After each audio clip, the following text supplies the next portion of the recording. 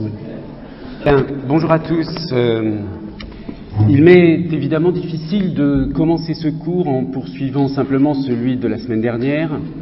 Le président de l'université, dans un communiqué diffusé dimanche soir, a rappelé que notre rôle ici consiste avant tout à poursuivre nos missions d'enseignement et de recherche, qui sont la raison d'être de l'institution universitaire et contribuent en eux-mêmes à répondre à tous ceux qui veulent atteindre d'une façon ou d'une autre la liberté de penser, de parler et d'agir.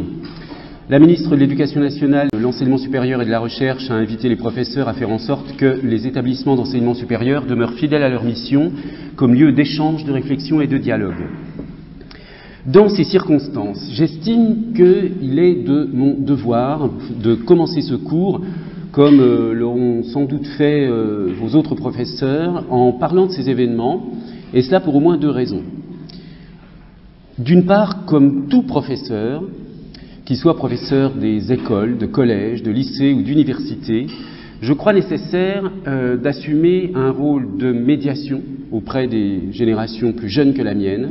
C'est d'ailleurs l'une des grandes noblesses de ce métier, que ce soin et cette préoccupation à l'égard de la jeunesse. Et si j'insiste sur ce point, c'est parce que je sais que beaucoup d'entre vous avaient cette ambition d'enseigner. Mais d'autre part, je pense aussi que j'ai un devoir en tant que professeur de linguistique, c'est-à-dire comme spécialiste des questions de langage, et donc, pour employer la formule de Foucault, comme intellectuel spécifique. Vous aurez sans doute remarqué qu'immédiatement après la sidération provoquée par l'événement, un besoin de parole est apparu, puissant, fondamental et qui va bien sûr continuer à se développer. Il est vital pour les êtres humains que nous sommes que nous parlions de ces événements, de ce qu'on a appelé les attentats.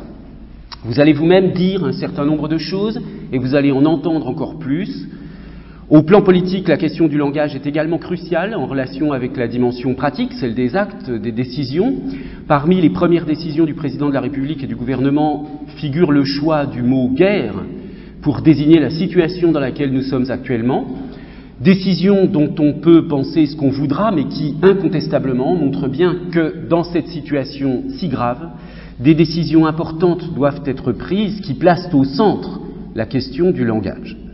Je pense donc que nous, linguistes, je veux dire nous, les professeurs, et vous, étudiants, qui bénéficiez d'un enseignement linguistique, nous avons dès maintenant un rôle important à jouer pour contribuer à faire en sorte que ce qui se produit autour de nous en matière de langage soit un peu compris, pour aider autant que nous pouvons le faire notre entourage, nos amis, nos concitoyens à prendre du recul, de la distance, à l'égard de ce qui se dit, à l'égard de la façon dont se formule ce qui se dit. En première analyse, je pense qu'il peut être utile, dans les circonstances présentes, de distinguer 4 types de discours. Le discours émotionnel, le discours référentiel, le discours d'opinion et le discours de dialogue. Il s'agit bien sûr d'une typologie très élémentaire, compte tenu de ce dont nous disposons en sciences du langage, dans le domaine de l'analyse de discours et des études textuelles, mais il faut concevoir cette typologie comme une sorte de kit de survie minimal, réduit à l'essentiel. Le discours émotionnel est premier, c'est celui du deuil, et nous sommes en période de deuil national. C'est celui du deuil, de la peine, de la plainte, de la compassion, mais aussi de la peur, de la haine réactive. Il faut accepter de l'entendre, cette plainte, cette douleur, et ne pas trop se presser de la faire taire pour tourner la page. Je vous renvoie sur ce sujet au beau livre de Michael Fossel sur la consolation. Ce discours, le discours émotionnel, est centré sur celui qui parle, le locuteur. Peu importe à qui il parle, au fond, bien que certaines écoutes soient plus réconfortantes que d'autres. Ce discours n'est pas susceptible d'une analyse qualitative, sauf à la rigueur sur le plan de la sincérité de l'émotion véhiculée. Ce que je veux dire, c'est qu'il n'y a pas de bon ou de mauvais discours émotionnel. En revanche, le discours référentiel est passible d'une analyse qualitative, car il a pour vocation de décrire la réalité, autrement dit de dire ce qui s'est vraiment passé, ce qui a eu lieu. Un bon discours référentiel est donc un discours qui décrit fidèlement la réalité en s'appuyant sur des faits vérifiés. C'est un discours soumis à ce que Pascal Angèle appelle la norme du vrai. Les principales difficultés de ce type de discours sont, d'une part, qu'il se transmet presque toujours de deuxième ou de troisième main, à partir des sources policières ou gouvernementales, c'est ce qu'on appelle donc une connaissance par déférence. Donc qu'il est toujours susceptible d'être déformé. Mais aussi, d'autre part, qu'en dépit de sa fonction référentielle, il ne peut jamais être dénué d'une forme ou d'une autre de subjectivité. Si le discours référentiel est configuré comme un face-à-face de l'homme parlant et de la réalité du monde, ou, pour être un peu plus précis, comme un dispositif dans lequel ce face-à-face est soumis à des tiers, à des personnes qui prennent connaissance de la description proposée, le discours d'opinion aurait plutôt la structure d'un face-à-face entre deux individus, l'un qui parle et donne son opinion, l'autre qui écoute et qui peut-être aussi donnera la sienne. Ce type de discours peut ou non s'appuyer sur les précédents, le discours émotionnel et le discours référentiel, mais il doit en être rigoureusement distingué, car il possède des objectifs complètement différents. La principale question qui se pose ici est celle de savoir s'il faut entendre toutes les opinions, même les plus extrêmes ou les plus incohérentes. Si l'on veut des critères qualitatifs pour ce type de discours, la cohérence et la clarté sont probablement les indicateurs les plus pertinents. Enfin, le discours de dialogue est celui qui met en jeu non plus une personne qui parle et une autre qui écoute, mais deux interlocuteurs qui construisent ensemble un espace discursif. Je fais référence ici au dialogisme de Francis Jacques, par exemple, ou à la théorie de l'interlocution de Douai et Rouland. Si le discours d'opinion est centré sur le locuteur, sur celui qui parle et dit ce qu'il pense, le discours de dialogue est centré sur l'interlocuteur, sur le souci mutuel de la compréhension de ce que dit celui qui nous parle. Je précise qu'il ne s'agit absolument pas ici d'une forme ou d'une autre d'irénisme ou de naïveté intellectuelle.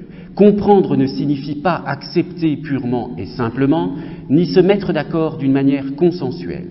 Comprendre signifie être capable d'être prêt, si nécessaire, à modifier ses propres schémas conceptuels pour les rendre aptes à intégrer ce qui leur est étranger.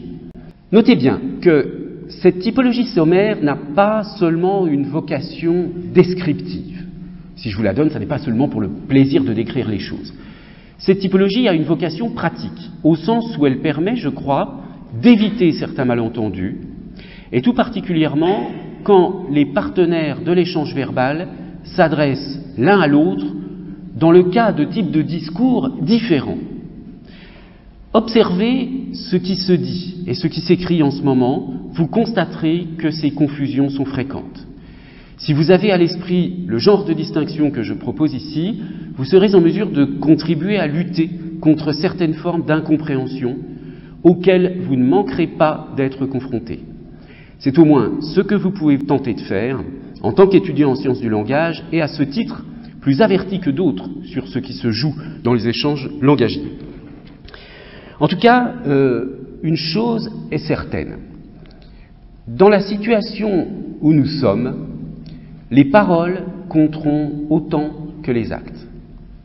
Si par chance, nous réussissons à éviter la guerre civile que Daesh cherche délibérément à installer dans notre pays et plus largement dans l'ensemble des pays du monde, selon une stratégie bien connue qui est celle de l'insurrection, cette victoire sera obtenue grâce à une vigilance langagière permanente, visant à déjouer les pièges conceptuels qui minent toute parole à venir, la parole politique des élus, la parole politique des citoyens et la parole quotidienne de chacun, qui doit impérativement éviter la division et maintenir la concorde comme horizon.